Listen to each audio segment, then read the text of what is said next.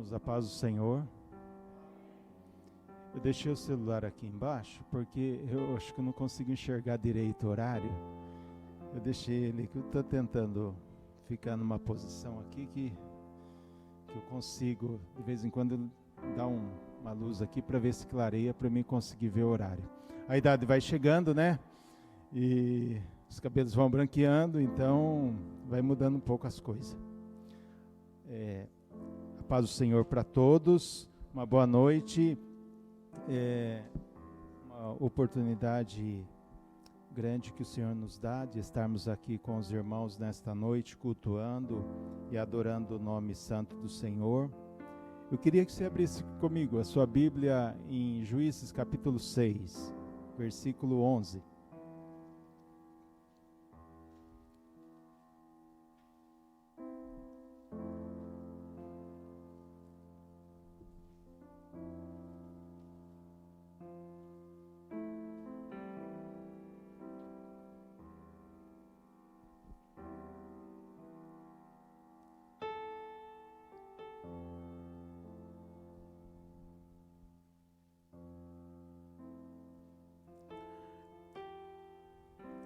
Juízes capítulo 6, do versículo 11 até o 16.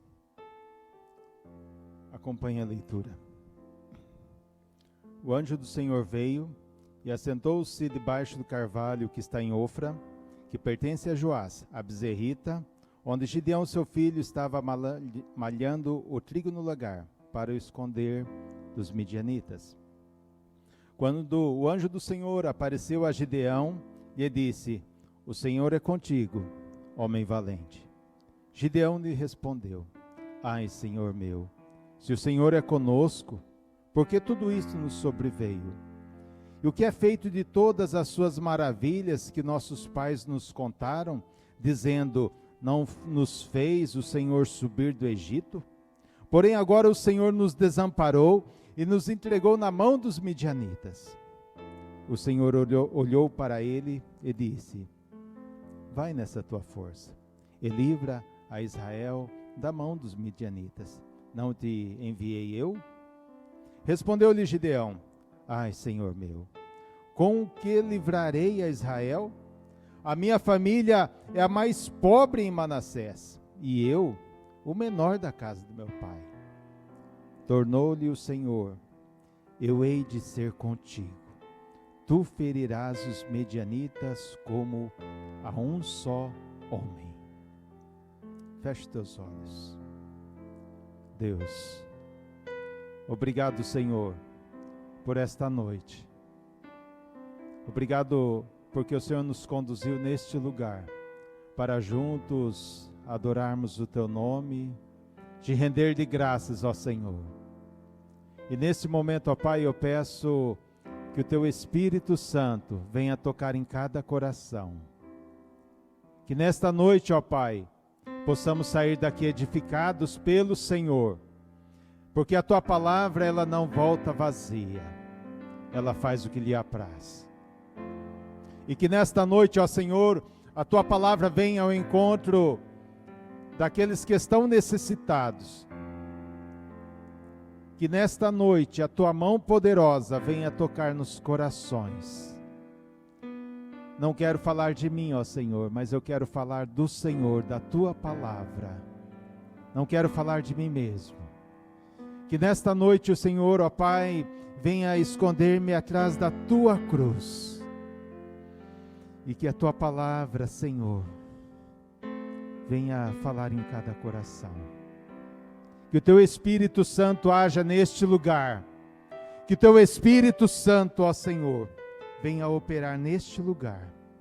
No nome do Senhor Jesus Cristo, nós oramos. Amém, Jesus. Amém. Pode se assentar? A mensagem de hoje, eu quero falar sobre o guerreiro Gideão. O povo de Israel, quando eles estavam nesse período aqui de Gideão, era o período dos juízes, em que não tinha líder, não tinha rei ainda, não ninguém que comandasse. Deus levantou juízes sobre o povo de Israel para comandar o povo. E de tempo em tempo Deus levantava juízes para operar no meio do povo. E o povo de Israel, eles obedeciam ao Senhor. Passavam um período de tempo, eles estavam já acostumando com o costume dos povos da região. E então começavam a se perverter da palavra do Senhor. E eles estavam se desviando dos caminhos do Senhor, levando a desobediência. E a desobediência levava à rebeldia. E então ocorria uma derrota na vida deles. E então eles sofriam. E passavam um período de derrota, de humilhação, eles clamavam ao Senhor, lembrando daquilo que seus pais contavam, das experiências que contavam no Egito, que contavam no deserto. E então eles se dobravam ao Senhor, oravam ao Senhor e pediam uma libertação. Deus levantava outro juiz no meio do povo e trazia de volta o povo ao chamado do Senhor, fazendo que eles voltassem ao conhecimento da palavra e que eles então endireitassem os seus caminhos. E então voltava tudo de novo. Eles venciam as batalhas e de repente eles se acostumavam com a região, se amoldavam com o povo da região. E então ocorria a desobediência de novo. E depois ocorria a rebeldia. Era um ciclo que se repetia no povo de Israel quando eles estavam vivendo nesse período. E o ciclo sempre se repetia na vida dessas pessoas, desse grupo, dessas pessoas que eram o povo de Deus, por causa justamente da sua desobediência. E em Juízes do capítulo 6, começando o capítulo 6, eles estavam, o narrador como conta a história, em que eles estavam, quando chegava na época da colheita, os midianitas, eles sabiam que estavam já na época da colheita dos mantimentos, e os midianitas vinham e acampavam na região e colhia todo o mantimento. Pegava as ovelhas, pegava os animais, até mesmo os jumentos, os midianitas levavam embora. E eles ficavam sem nada. No versículo 2 do capítulo 6, mostra que alguns estavam com medo dos midianitas e dos outros grupos que habitavam na região, em que eles começaram a cavar cavernas nos montes, iam para as montanhas, iam para as fortalezas para fugir, porque em determinado período eles saberiam que os midianitas de novo voltariam a roubar os seus mantimentos. E eles fugiam. Eles fugiam para as cavernas e o povo estava vivendo já 7 anos nessa opressão por causa dos midianitas. E então, no versículo 11 do capítulo 6, nós vemos que aparece Gideão. Gideão estava malhando trigo no lagar. Aparentemente é uma coisa normal malhar trigo no lagar. Só que há uma diferença. O trigo não se malha no lagar. Lagar é um lugar apropriado para fazer vinho. O lagar era uma mesa, como se fosse uma mesa grande, alta, em que tinha umas paredes em volta,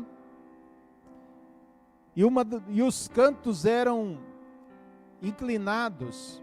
E eles colhiam as uvas e colocavam as uvas nesta mesa, e as pessoas pisavam por cima dessas uvas, e o caldo, o líquido dessas uvas escorria para os cântaros, escorria para os vasos. E então assim se fazia o vinho de Israel.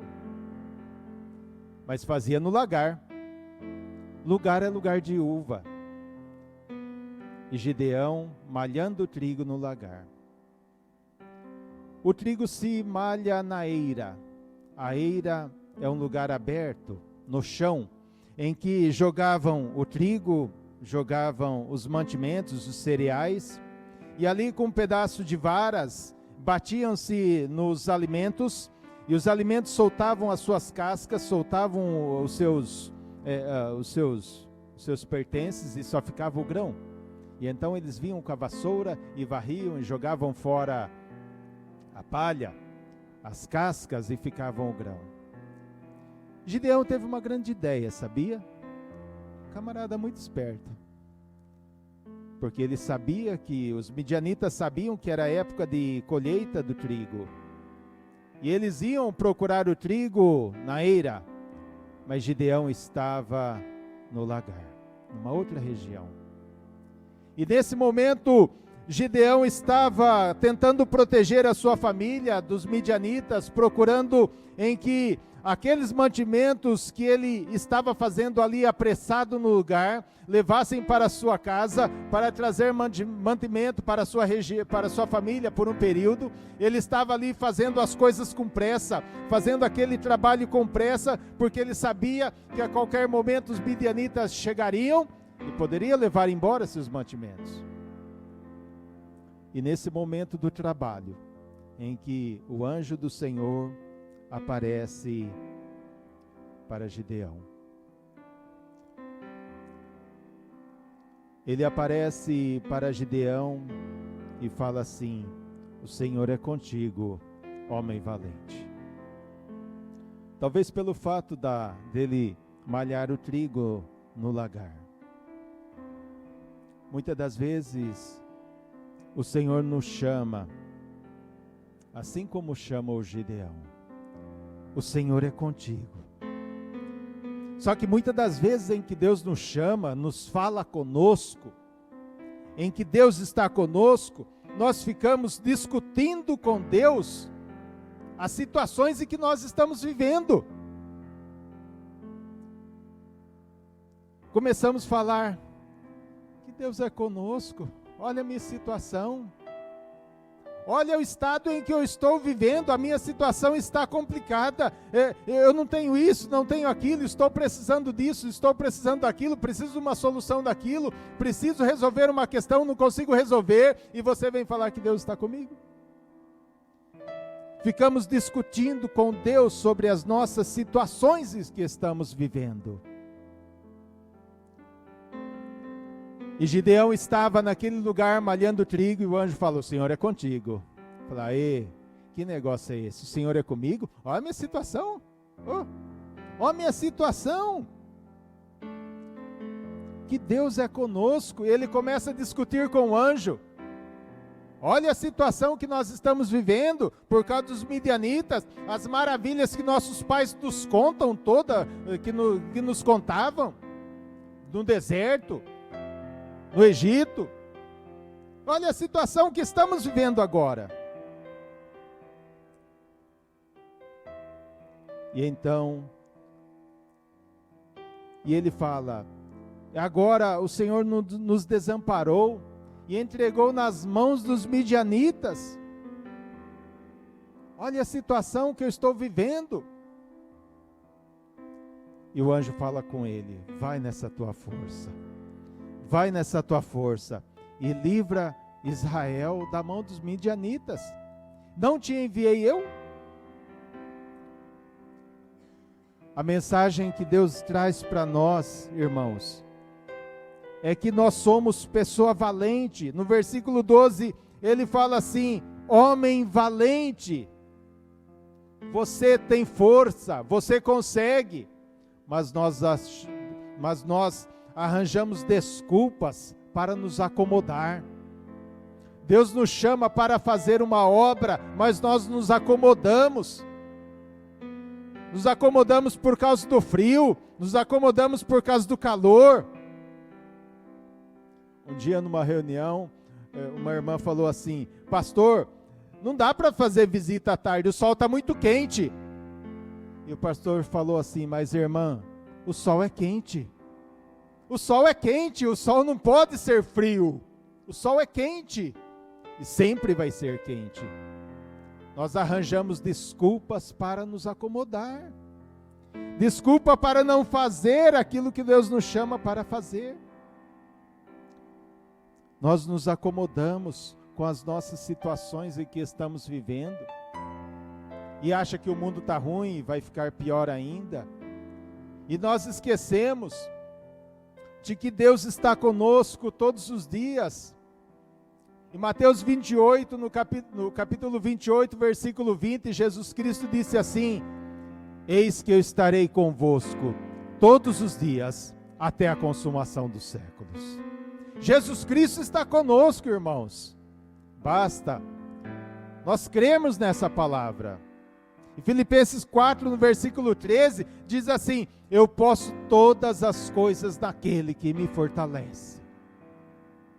Ou seja, nós devemos tomar posse daquilo que Deus nos dá para fazer. Deus estava com Gideão naquele momento. Deus estava com Gideão. Ele falou assim no versículo 16: eu hei de ser contigo, e você ferirás os midianitas como se fosse um só homem. Eu estou contigo. Deus estava com Gideão. A primeira prova de que Deus estava com Gideão era na própria sua palavra, de que ele falou no versículo 16, que eu hei de ser contigo. A palavra de Deus não mente. Ela não volta contra si mesmo.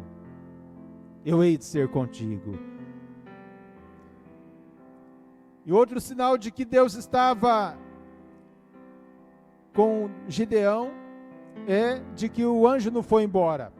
Ele recebe essa mensagem do anjo, e ele fala para o anjo que o encontrou no carvalho. Ele fala assim: olha, se achei graça aos teus olhos, espera até aqui, e eu vou preparar um presente para você. E ele falou: pode ir, eu vou esperar. E o anjo ficou esperando. Ficou esperando o tempo inteiro.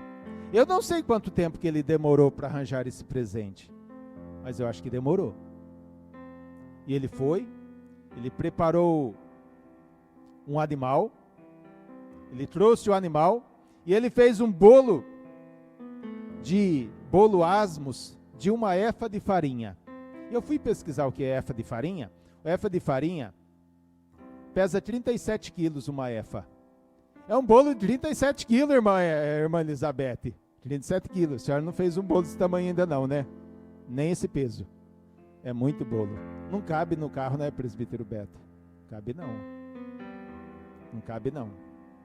Ele fez um bolo de 37 quilos para oferecer ao Senhor. E o anjo ficou esperando. Quanto tempo demorou para passar esse negócio? Ficou lá esperando. Ele não foi embora não, ele ficou esperando, porque ele zela pela sua palavra. E quando Deus fala conosco, ele zela pela palavra dele. Ele zela pela palavra dele. E ele foi ali e trouxe o animal e trouxe o bolo. E ele apresentou o presente para o anjo. E o anjo lhe disse: agora prepara o holocausto. E ele preparou um holocausto, um lugar mais alto, uma pedra. E ele falou: coloca o animal, coloca o bolo, joga o molho da carne do animal, que ele teve que cozer o animal, teve que cozinhar o animal. E o anjo disse: joga o caldo da carne, joga por cima disso tudo aí. Jogou. E o anjo, com o cajado, tocou naquele local, naqueles alimentos oferecidos. E aqueles alimentos pegou fogo. Aqueles alimentos pegou fogo. Sinal de que Deus recebeu o holocausto de Gideão. E então Gideão falou assim: olha, só mais um teste, vamos fazer só um teste. Seguinte, se Deus é comigo mesmo, vamos fazer o seguinte. Está já escurecendo, eu vou pegar um novelo de lã e vou deixar no terreiro, no quintal. E então, o novelo tem que estar molhado de sereno. Só que em volta da terra tem que estar seco. Camarada esperto. Camarada esperto. O novelo tem que estar molhado e em volta tem que estar seco. Combinado. E então Gideão acordou de madrugada, foi lá, a terra estava seca e o novelo molhado. Espremeu o novelo de lã e encheu uma taça de água. Então Gideão apresentou-se ao anjo e falou assim: só o último teste. Vamos fazer o contrário? A prova dos 9, como dizia antigamente, vamos fazer a prova dos 9, ou a prova reversa. O chão tem que estar molhado e o novelo seco. Combinado. E então no outro dia, o chão estava todo molhado e o novelo seco. Sinais de que Deus está conosco. É a prova do milagre dele para nós. A palavra dele não volta vazia. A palavra do Senhor, ela não volta vazia. Se você tem uma promessa de Deus na sua vida, creia, irmão, que você vai receber. Deus estava com Gideão e ele fez tudo aquilo para provar de que Deus estava realmente vocacionando ele para o ministério. E Deus o vocacionou para esta grande obra. Mas para vencermos a batalha, meus irmãos, não se vence batalha de qualquer jeito. Não se vence uma prova, não se consegue passar numa prova sem estudar. Ou não se consegue vencer uma batalha sem se preparar. E Gideão, para vencer essa batalha contra os midianitas, ele primeiro precisou consertar o seu altar. Ele vivia a situação daquele povo, naquela época era muito complicada, que eles estavam deixando o Deus de Israel e servindo os deuses de Baal, que eram os deuses da região. E o Baal significa um Deus que ele é senhor, de que ele é dono daquilo, de alguma coisa. Em outra tradução, Baal como marido, ou então como esposo. Existia uma relação muito forte entre Baal e seus adoradores. E o povo de Israel estava adorando a Baal, como se Baal agora fosse o seu dono, como se a Baal fosse o seu possuidor, seria o seu senhor, que eles não tinham mais vontade própria, a vontade deles era servir aquele Deus. É como o marido e a esposa, o casal. A vontade de um é a vontade do outro, e a vontade do outro é a vontade do um. Mesmo que tenha discórdia em alguns momentos, mas os dois têm que caminhar junto. Um cedendo, o outro cedendo, os dois cedendo, caminha junto. E naquela época era assim. Baal era o dono, e eles não tinham vontade. A vontade deles era obedecer a Baal, porque Baal era o Senhor, era o possuidor, que mandava na vida deles.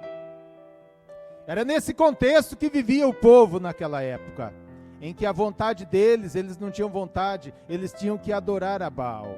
E iniciava esse ciclo de desobediência, de derrota, até que eles voltavam, deixavam de adorar os deuses e adoravam a Deus de novo. Os deuses Balaíns, os Baals da vida, e voltavam a servir a Deus. Para vencermos, precisamos consertar o nosso altar.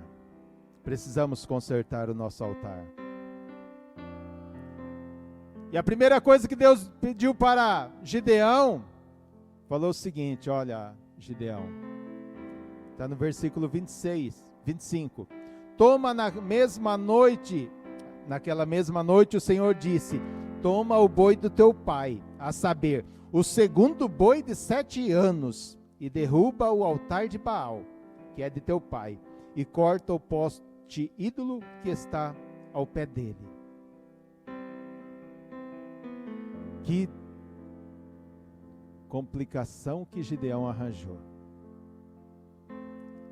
Cortar os laços com a família, em que a família estava vivendo numa adoração aos deuses. E o que Deus pede para ele, o que o anjo pede para ele, ele falou: olha, Gideão, corta tudo que atrapalha o nosso relacionamento, em que seus pais estão adorando a Baal. E se vocês continuarem adorando a Baal, vocês não irão vencer essa guerra contra os midianitas. E então, com muito temor, com medo do pai, que o pai dele devia ser bravo, e com muito medo, ele foi à noite, convocou 10 homens, 10 pessoas que eram seus servos, que eram conhecidos ali, juntou esses 10 pessoas e foram à noite cortar. Cortou as árvores, porque até mesmo as árvores daqueles bosques eram árvores de adoração. Eles adoravam aquelas árvores. E os instrumentos, e aquelas madeiras eram madeiras para servir de amuleto para aquele povo. A situação de Israel era tão crítica que eles estavam agora adorando a ídolos.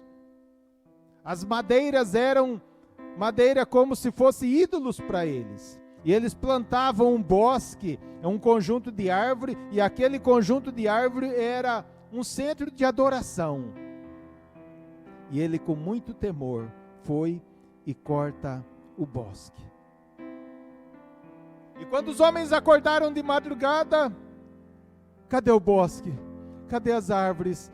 Nosso Deus, o nosso dono, o nosso Senhor, o nosso possuidor, o nosso marido Baal, vai nos matar porque não temos mais as árvores. E eles ficaram furiosos pelo fato de não ter mais agora o bosque, as árvores. E então chamaram, e alguém falou assim: foi Gideão. Não quero falar nada, mas foi Gideão. E Gideão foi chamado.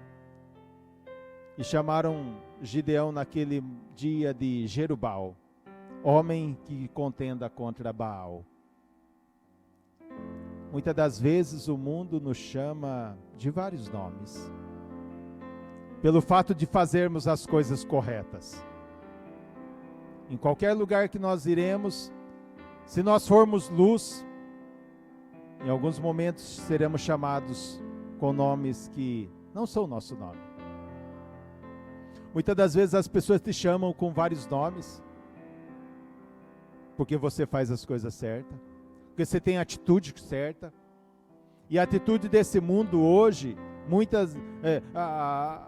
o sentimento do mundo é que nós devemos fazer somente as coisas erradas. Não devemos mais fazer coisas boas, coisas corretas. Que quem faz as coisas boas, quem faz as coisas corretas no conceito do mundo, já é ultrapassado. Tem que tirar vantagem em tudo. Você tem que tirar vantagem em qualquer lugar que você for, você tem que tirar vantagem. Senão você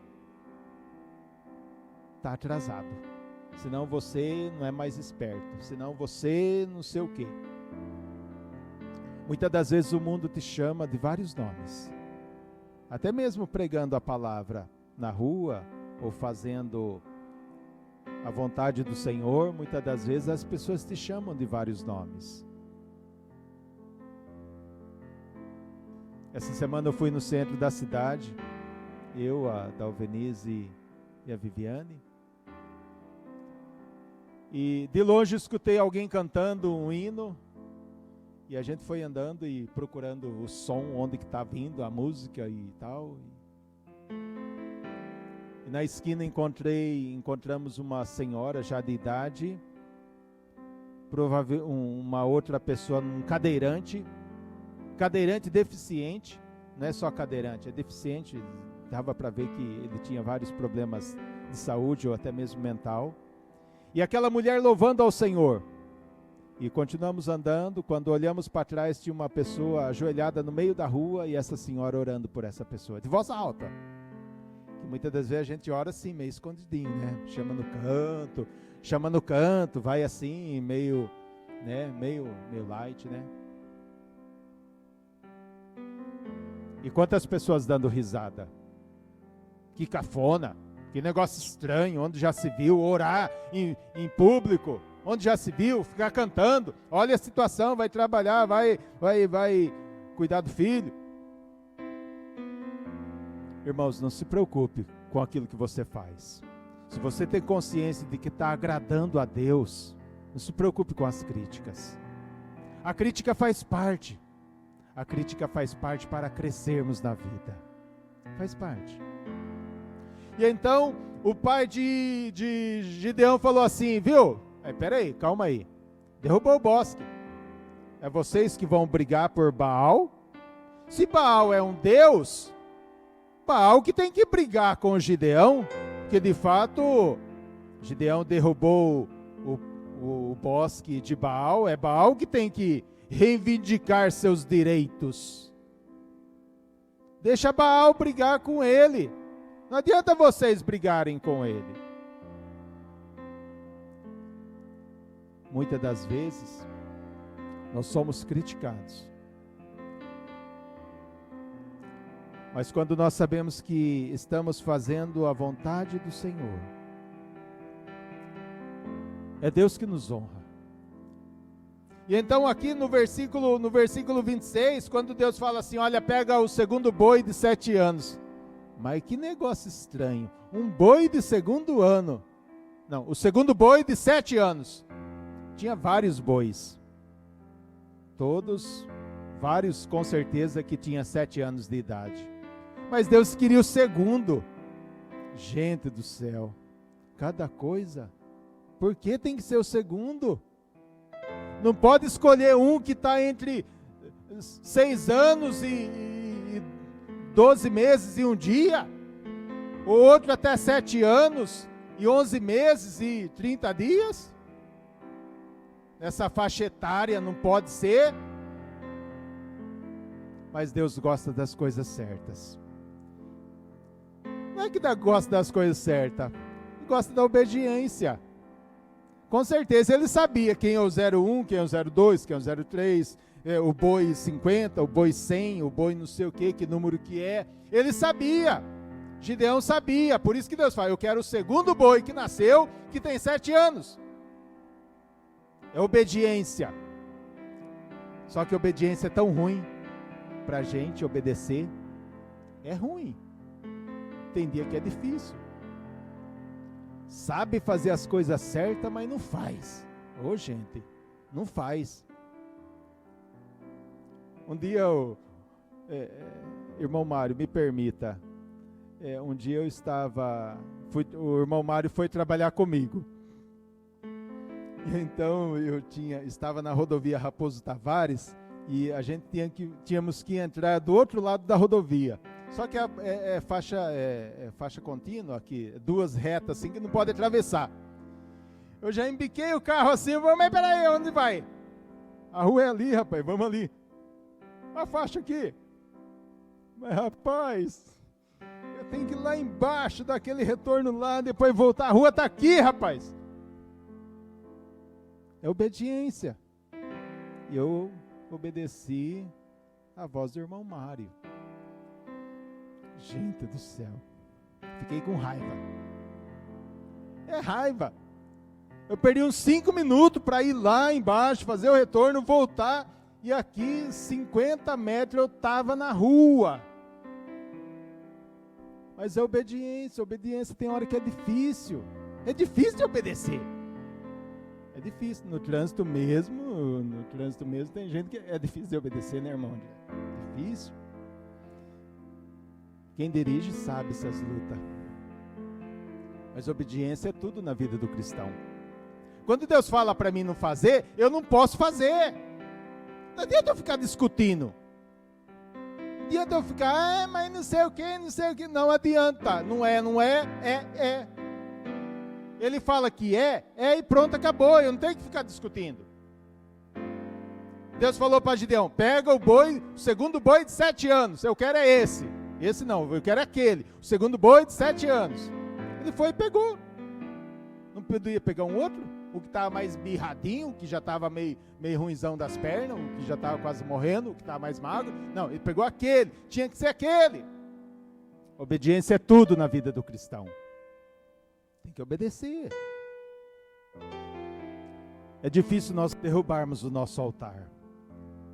Muitas das vezes criamos altares na nossa vida. Eu não falo altar físico. Não falo altar físico em que tem um objeto ali. Mas o nosso altar que muitas das vezes está impregnado no nosso coração. Eu vejo gente falar assim, nossa, eu adoro tanto chocolate, sou chocolatra. Irmãos, eu adoro não sei o quê. Pode não. Pode não. Eu tenho que adorar a Deus. A minha adoração tem que ser a Deus. Se eu adorar alguma outra coisa que não seja a Deus, eu estou em desobediência. E obedecer é tudo. Tudo na vida do cristão. Obediência é tudo. E a missão começa em casa. A missão começa em casa. Tanto no Novo Testamento, quanto no Velho Testamento, há vários versículos que mostram a questão da obediência dentro da casa. Do marido para com a esposa, os deveres do marido para com a esposa, da esposa para com o marido, dos pais para com os filhos. Em Efésios capítulo 6 está lá. A obediência dos filhos para com os pais. O respeito de um para com os outros. Em que deve respeitar as fraquezas um dos outros. Mas é difícil. Mas a missão começa em casa. Em trazer a mensagem para os filhos, em trazer a mensagem para casa. Josué, no capítulo 24, no versículo 15, ele, já para entrar de posse de Canaã, ele reúne o povo e fala assim, olha, a Canaã está agora diante de nós. Daqui uns dias vamos tomar posse da terra. Daqui para frente nós vamos escolher quem serviremos. Vocês decidem a quem devem servir. O Deus dos nossos pais ou os deuses da terra que habitam daquele povo que habitam naquela terra. Ele fala assim, porém, eu e a minha casa serviremos ao Senhor. É tomar atitude. É tomar atitude todos os dias.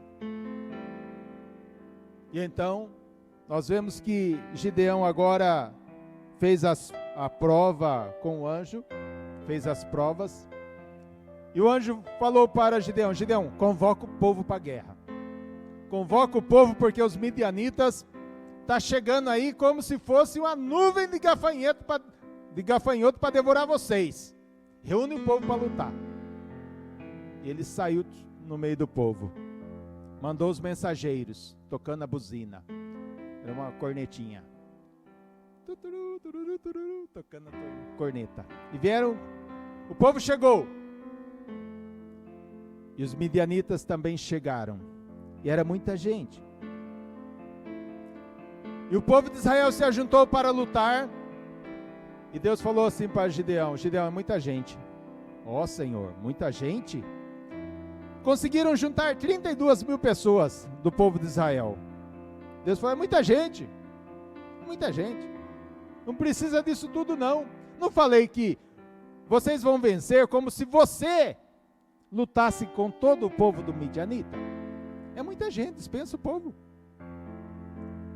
E então, a proporção era que cada homem de Israel matasse 4 pessoas. E Deus falou, é muita gente, manda embora. De 32 mil, foi embora 10 mil, ficou 22. A proporção já subiu para 6.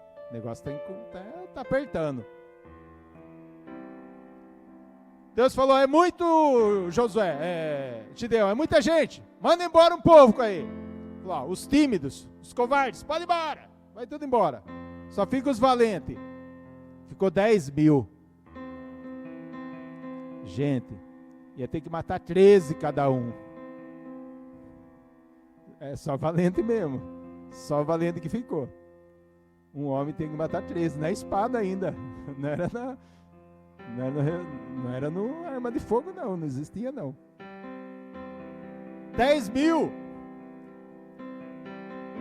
Deus falou assim: Gideão, quer saber? É muito. Gideão parou de contender com Deus, parou de brigar, não adianta brigar. Deus está falando que manda embora, tem que mandar embora. Falou: ó, é o seguinte, ó, parou. Última chamada. Quem está com medo vai embora agora. E foi quase todo mundo. Só ficou 300. De 32.000 só ficou 300. Não ficou nem 1%. Nem 1% do povo ficou. Só ficou 300. E Deus falou: é esse povo. Esses são gente boa. Esses vai lutar. Esses vai vencer a guerra. Irmãos, nós vemos aqui na palavra do Senhor de que Deus, Ele dá as estratégias. É Deus que dá a estratégia para vencermos. Muitas das vezes criamos estratégia da nossa mente, que muitas das vezes a gente fica viajando nas ideias, irmãos. Ficamos voando. Assistimos filme mesmo é danado para voar nas ideias. Ver um filme, a gente acha que a gente tem condição de sair voando também por aí, igual um super-herói, alguma coisa assim. E é Deus que dá estratégia. Deus que dá estratégia para o povo vencer a guerra. E então, Deus falou assim para Gideão: Gideão, seguinte, ó, você vai lutar, mas não é para você se vangloriar não, porque se tiver toda essa gentarada aí, você vai achar que vocês venceram a guerra por causa da força de vocês, mas vocês vão vencer a guerra por causa da minha força, Gideão. É assim que acontece na vida do cristão. Muitas das vezes queremos resolver as nossas coisas com a nossa força, com a nossa capacidade, com a nossa inteligência, com o nosso intelecto, com o nosso dinheiro que temos, com a saúde que temos. Não é assim que resolve as coisas. Nós resolvemos as coisas com a fé que Deus nos dá. Basta colocar a fé em prática. Mas colocar a fé em prática tem o preço. Tem o preço. Ele falou assim, Deus falou assim: eu não quero que vocês se vangloriem. Eu não quero que vocês se vangloriem. Eu quero que vocês lutem confiando em mim. E muitas das vezes nós queremos resolver as nossas coisas com a nossa própria força. Com a nossa própria força nós queremos resolver. E não é assim que resolve. A vitória vem de Deus. A vitória vem de Deus. Em Juízes capítulo 7, versículo 9, a palavra diz assim: naquela mesma noite o Senhor lhe disse: levanta-te e desce ao arraial, porque eu o entreguei nas suas mãos. Porque eu o entreguei nas suas mãos. Deus tinha dado a ordem para Gideão: é hoje, Gideão, que você vai vencer a guerra. No capítulo 7, no versículo 2, ele diz assim: é demais o povo que está contigo para eu dar os midianitas em tuas mãos, a fim de que Israel não se glorie contra mim, dizendo: o meu próprio poder me livrou. Deus não queria todo aquele povo. Deus queria poucos, porque através dessas poucas pessoas, é Deus que seria glorificado. Deus que seria glorificado. As estratégias para vencermos a guerra não estão em nós, irmãos. As estratégias para vencermos a guerra, principalmente a guerra espiritual, está em Jesus Cristo. É em Jesus Cristo que nós devemos crer de que Ele nos dá condições para vencermos. No Salmo 20, no capítulo 7 diz assim, o salmista diz assim: uns confiam em carros, outros confiam em cavalos, mas nós faremos menção ao nome do Senhor. Quantos que confiam hoje nos seus carros, nos seus empregos, no seu dinheiro, na sua capacidade intelectual e esquece de que Deus está acima de todas essas coisas. Porque não é o dinheiro que traz felicidade. Não é o dinheiro que traz saúde. Claro que ajuda de vez em quando, mas não é isso. Porque quando você vai em alguns lugares em que a qualidade de vida das pessoas são muito inferiores, elas são felizes também, mesmo sem ter dinheiro. São felizes. Mesmo comendo o básico, são felizes. Um dia, um pastor conhecido meu foi levar uma cesta básica no morro. Em Minas tem muito morro. Os irmãos aqui sabem, a região de vocês não tem muito, mas a região que eu morava tem muito morro ainda. E o pastor com uma cesta básica na costa, subindo o morro, subindo as escadinhas no morro. E chegando lá na casa toda de madeira, a irmã lavando roupa e cantando e glorificando, e aquele musicão de bênção, e o louvor lá, e a irmã lavando roupa, e o pastor levando cesta básica. Mesmo sem ter dinheiro, sem ter comida, estava louvando ao Senhor. E o pastor pensou assim: puxa vida, não tem nada, está passando fome, está esperando a cesta básica chegar e louvando ao Senhor. Não precisa ter barriga cheia para louvar ao Senhor, não. Não precisa. Não precisa. E então as estratégias que Deus nos dá, Ele nos dá estratégia para vencermos a cada dia. Gálatas 6, no capítulo 14, ele diz assim: mas está longe de mim gloriar-me, a não ser na cruz de nosso Senhor Jesus Cristo, pelo qual o mundo está crucificado para mim e eu no mundo. Eu não tenho que glorificar de mim mesmo.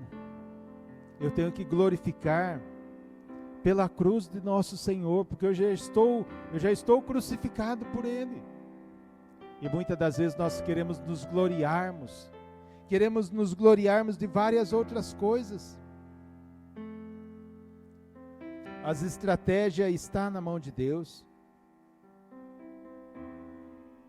E nós vemos no decorrer do Juízes, do capítulo 8, em que Gideão chama 2 cidades para lutar com eles, chama Sucote e Peniel. E Sucote e Peniel não quis nem saber da guerra. Sofriam também. Sofriam contra os midianitas, porque os midianitas também surrupiavam todo o mantimento.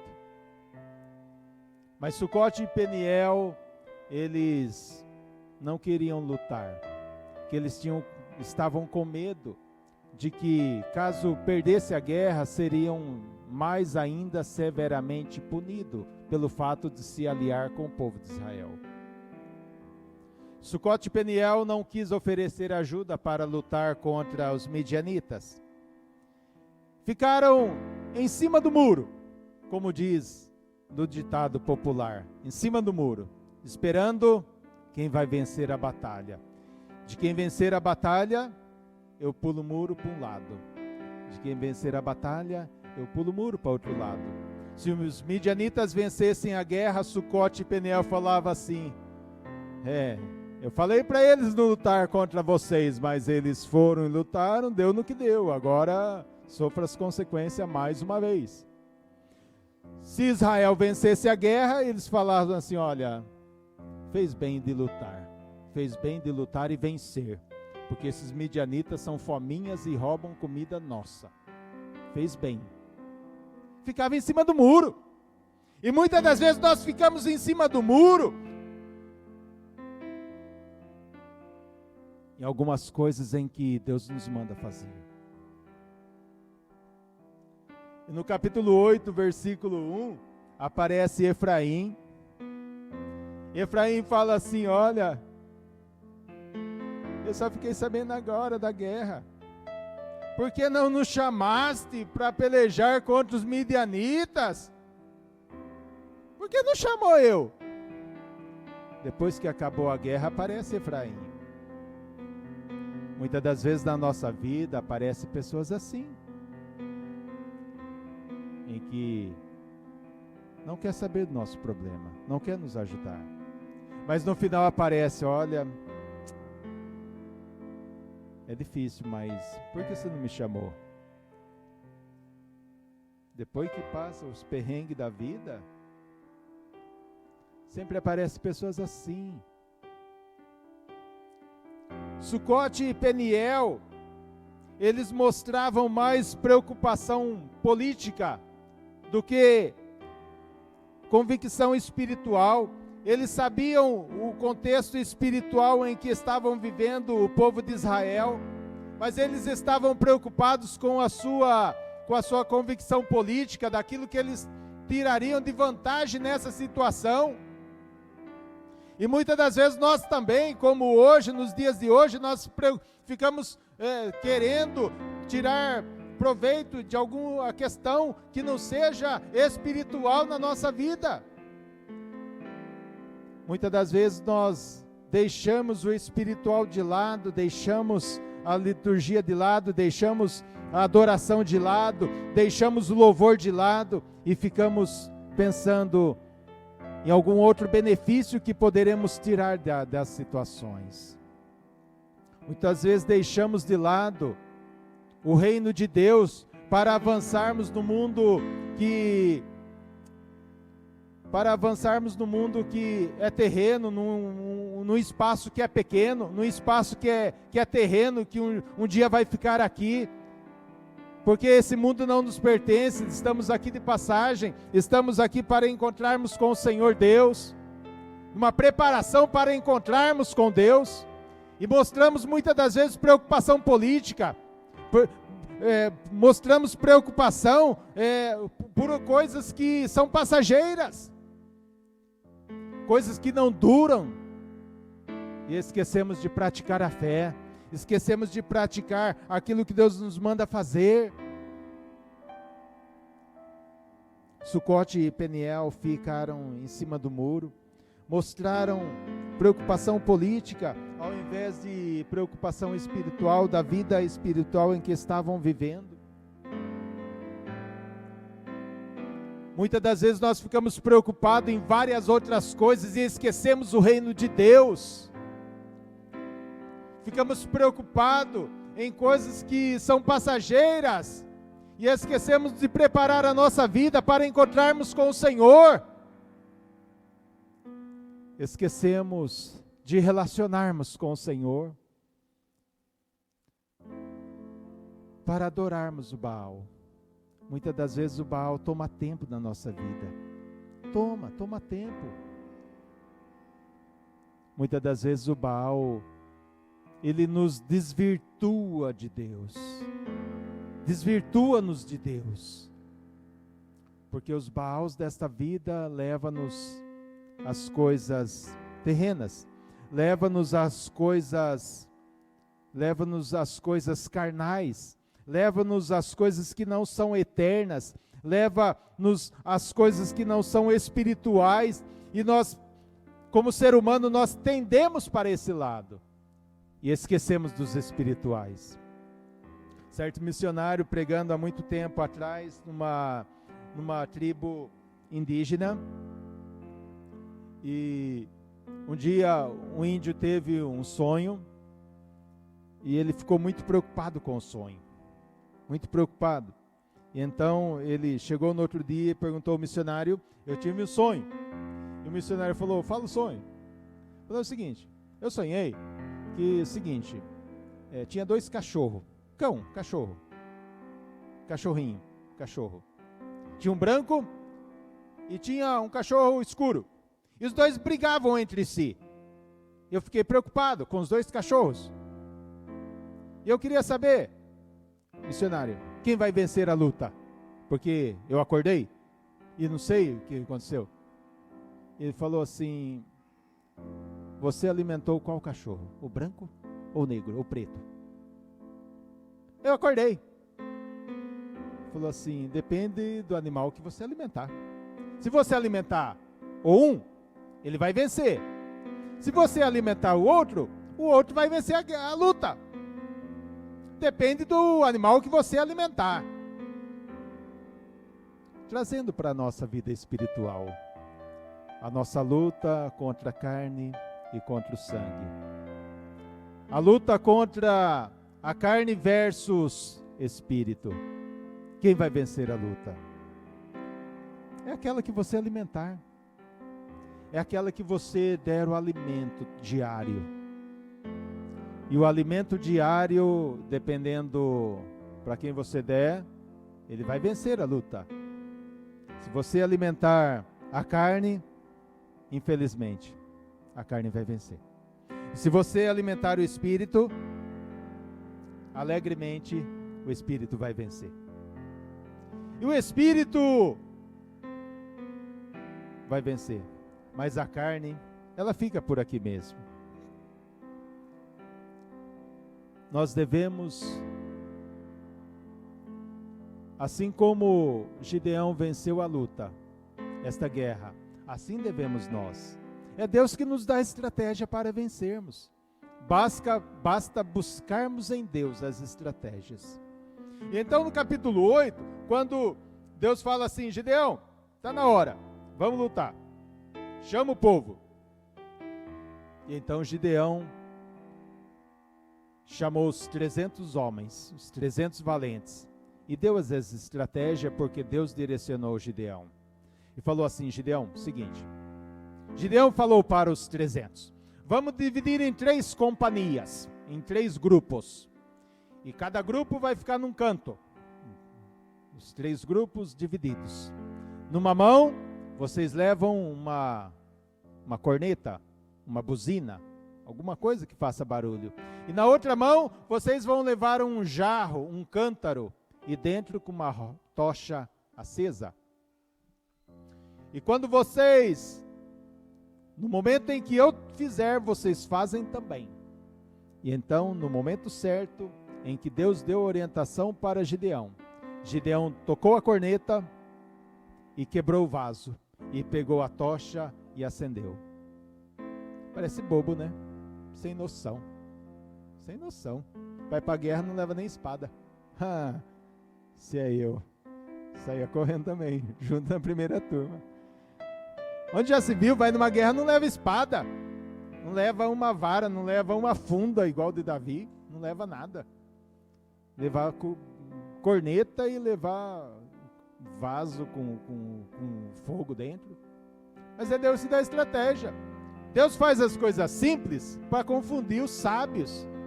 Deus faz os simples confundir os cultos. Deus é tremendo. E então, as 3 companhias divididas, toca a buzina. E os soldados acordam. Tinha mais de 100 mil pessoas para lutar contra Israel. Mais de 100 mil acampado no arraial, num canto lá. Eles tocam a buzina, quebram o jarro e o fogo está aceso. E esses homens acordam, os soldados acordam, começam a correr. De repente eles começam a lutar um contra o outro, com a espada. A própria espada deles mataram um ao outro. Coisa de doido. Só a Bíblia conta essas histórias assim. Só a Bíblia. Coisa que ninguém consegue entender. Mas se falou que matou, matou. Está matado, está morto até hoje. Tem jeito. É assim, a Bíblia é assim. É Deus que dá estratégia. É Deus que dá estratégia para você vencer o dia a dia. Para saber lidar com os problemas, com as dificuldades. É Deus que dá estratégia para você resolver os problemas. Quando você está, muitas das vezes vem para a igreja e vem preocupado, o que eu vou fazer amanhã, como que eu vou resolver aquilo amanhã, como que vai ser, como será que vai resolver, eu estou preocupado. É Deus que dá estratégia, mas o inimigo fica colocando essas coisas na sua cabeça, para tirar a sua concentração da adoração, do louvor a Deus, e você fica preocupado, e não louva, não adora, e na hora da mensagem também não presta atenção na mensagem, você fica preocupado com o problema, e você volta para casa mais preocupado ainda, porque está chegando o momento de resolver as coisas e não resolveu nada. E está ficando mais difícil, porque quando tem que resolver as coisas é difícil. É difícil. Quando chega a hora, dá uma tremedeira, dá uma suadeira, dá tudo. Porque tem coisa que tem que resolver. E a gente não consegue resolver. Não sabe resolver. E muitas das vezes a gente tenta resolver com os nossos próprios recursos, mas a orientação vem de Deus. Mas nesses momentos de orientação de Deus, a gente fica confuso, a gente fica preocupado com um monte de coisa, esquece de louvar ao Senhor. É Deus que dá estratégia para você.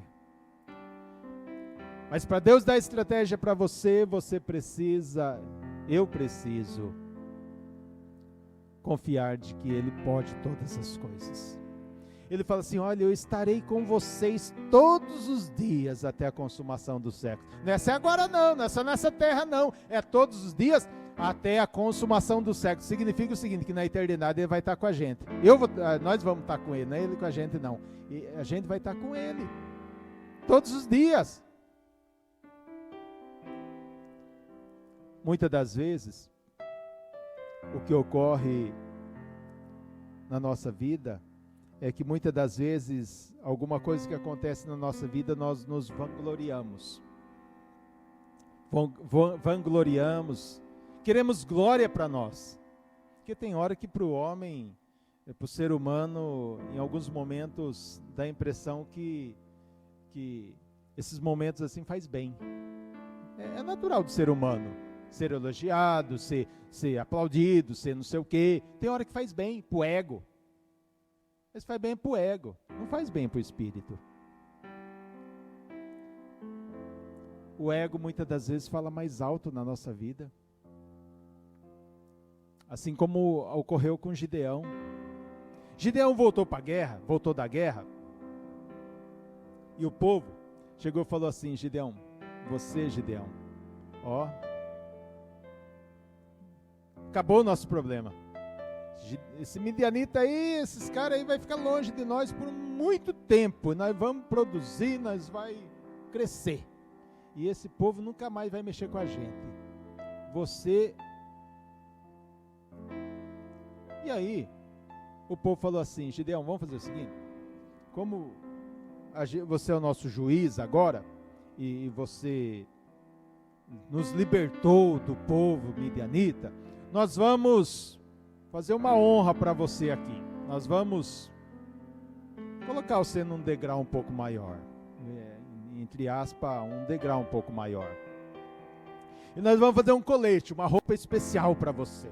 E quando você passar, todo mundo vai descobrir que é Gideão que está passando. Gideão que está passando. E Gideão, inocente, aceitou o presente. Aceitou o presente da roupa. Era um colete especial, era uma roupa especial. Era uma roupa especial. Então, quando ele saía andando no arraial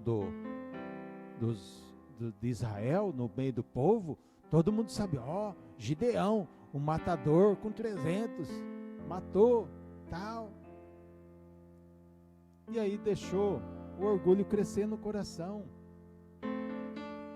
E antes disso, Gideão tinha destacado a questão da teocracia, em que Deus governava aquela nação através dos profetas. Não era a democracia em que o povo manda, mas era a teocracia em que Deus manda utilizando apenas um representante especial. Ele tinha destacado a teocracia no povo de Israel, mas em algum momento ele deixou o ego crescer na vida dele. E aí ocorreu uma grande destruição na vida do povo mais tarde. E então o ciclo voltou a acontecer. Adoração aos Baals,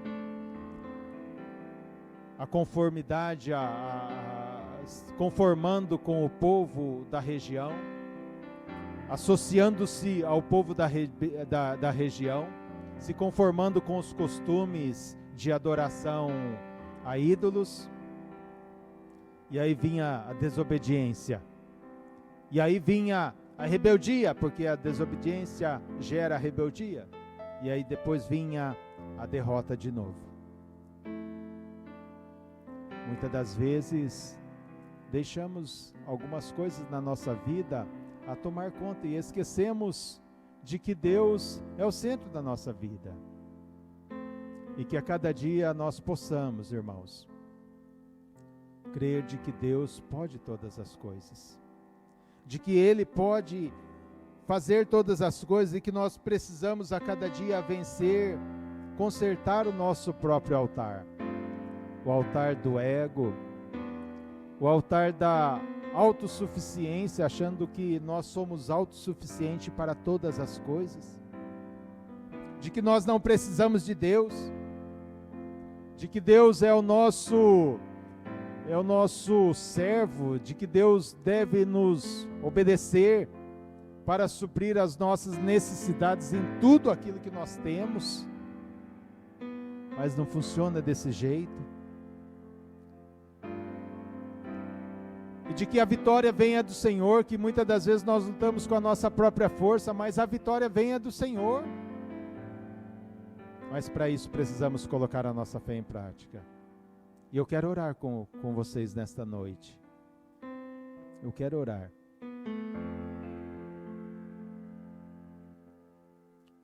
Talvez nesse momento você,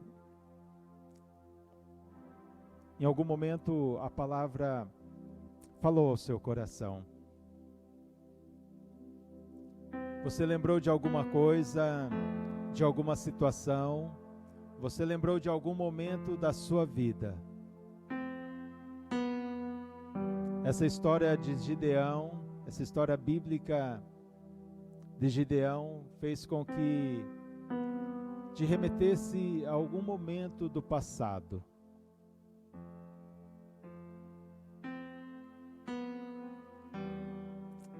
E que Deus, Ele tem coisas novas para você. E nesse momento da oração que nós iremos orar, eu creio que Deus nesse momento está agindo na sua vida.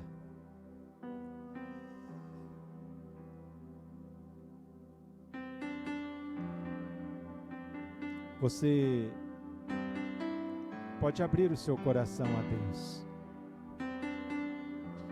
expressar a Deus aquilo que muitas das vezes te atrapalha, que muitas das vezes atrapalha o seu relacionamento com o Senhor, e que muitas das vezes faz você voltar à estaca zero lá atrás, e você não suporta, porque você tenta lutar, você luta, você corre atrás, mas em determinado momento você volta na estaca zero, e você fica frustrado, frustrada, porque você fez tudo o que deveria fazer, mas nada deu certo. E o Espírito Santo de Deus nesta noite, Ele quer agir na sua vida, Ele quer agir na sua vida, para que o nome dele seja exaltado, porque tudo aquilo que você for fazer, é para o nome dele ser glorificado, não o seu nome. Ele está conosco todos os dias,